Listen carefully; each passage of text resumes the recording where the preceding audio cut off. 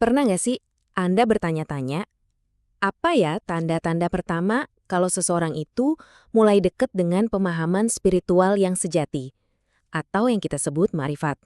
Nah, kita di sini nggak akan bahas soal pengalaman-pengalaman aneh atau spektakuler, tapi justru soal perubahan yang sangat halus yang terjadinya di dalam hati. Yuk kita coba gali sama-sama, tanda-tanda awal ini sebenarnya seperti apa? Oke, sebelum kita lanjut, penting banget buat kita lurusin dulu satu hal. Banyak yang mikir kalau gerbang makrifat itu isinya hal-hal mistis. Lihat cahaya aneh, masuk dimensi gaib, atau badan bergetar sendiri. Ternyata bukan itu. Realitasnya justru jauh lebih membumi, jauh lebih personal. Ini bukan tentang melihat keajaiban di luar sana, tapi tentang menemukan keajaiban di dalam diri kita sendiri. Sebuah perubahan batin yang lembut, bukan pertunjukan cahaya kosmik. Dan ini dia intinya. Poin kuncinya adalah makrifat itu bukan soal melihat sesuatu yang baru, tapi soal menjadi sesuatu yang baru. Paham ya bedanya? Ini adalah sebuah transformasi yang terjadi di pusat kesadaran kita, yaitu di hati. Jadi perjalanannya itu dari dalam keluar, bukan sebaliknya. Oke, kita masuk ke bagian pertama, yaitu pergeseran batin pertama. Disinilah fondasinya diletakkan. Di mana kita mulai menemukan ketenangan justru saat gejolak ego di dalam diri kita mulai meredah. Tanda-tanda awalnya itu benar-benar halus loh. Yang pertama, tiba-tiba aja hati terasa tenang tanpa ada sebab yang jelas. Bukan karena baru dapat rezeki atau masalah selesai, bukan. Tiba-tiba adem aja gitu dari dalam. Kedua, ego kita mulai melunak dengan sendirinya. Gak perlu dipaksa-paksa. Jadi gak gampang tersinggung, lebih mudah memaafkan orang. Dan yang ketiga, keinginan untuk menang dalam debat atau hasrat buat ngebuktiin diri itu pelan-pelan pudar. Nah, ketenangan ini akarnya dari mana? Dari sebuah kesadaran yang dalam. Di titik ini, ayat yang sering kita baca ini bukan lagi cuma jadi kalimat di lisan, tapi mulai jadi sebuah keadaan yang kita rasakan langsung. Mengingat Tuhan bukan lagi sekedar kewajiban, tapi jadi kebutuhan. Bener-bener kayak nemu oase di tengah padang pasir. Dan saat ego itu mereda, secara alami akan lahir yang namanya kerendahan hati. Tapi ini bukan rendah hati yang dibuat-buat ya, yang cuma jadi topeng biar kelihatan baik. Bukan, ini tuh jadi kondisi batin yang otentik. Sebuah keadaan di mana kita mulai sadar kalau aku ini ternyata bukanlah pusat dari alam semesta. Oke, sekarang kita lanjut ke tahap berikutnya, melihat dunia dengan hati. Jadi setelah ada pergeseran di dalam diri, otomatis cara kita memandang dunia di luar juga ikut berubah total.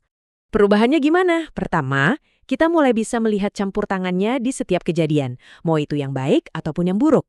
Kedua, ibadah itu nggak lagi terasa kayak rutinitas. Sholat misalnya jadi terasa hidup, terasa nyambung.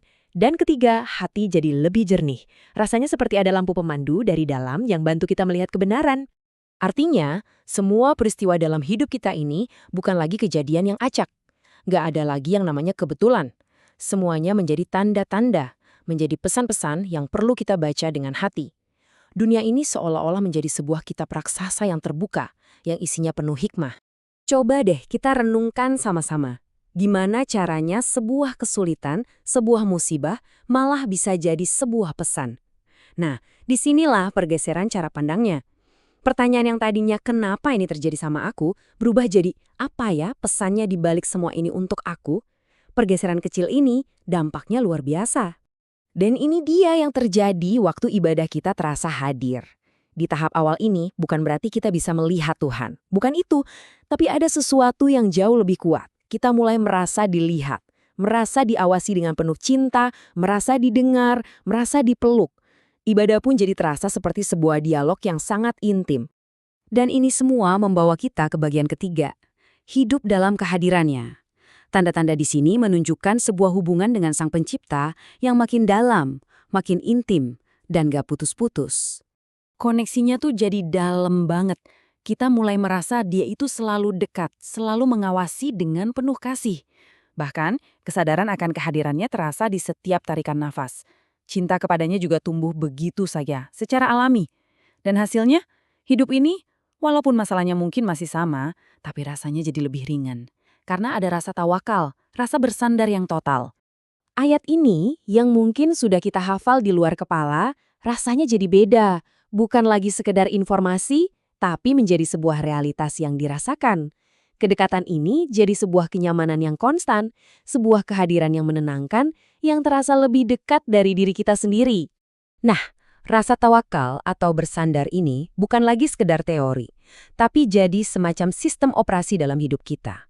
Ini jadi sumber kekuatan yang bikin hati kita kokoh meskipun badai masalah datang silih berganti.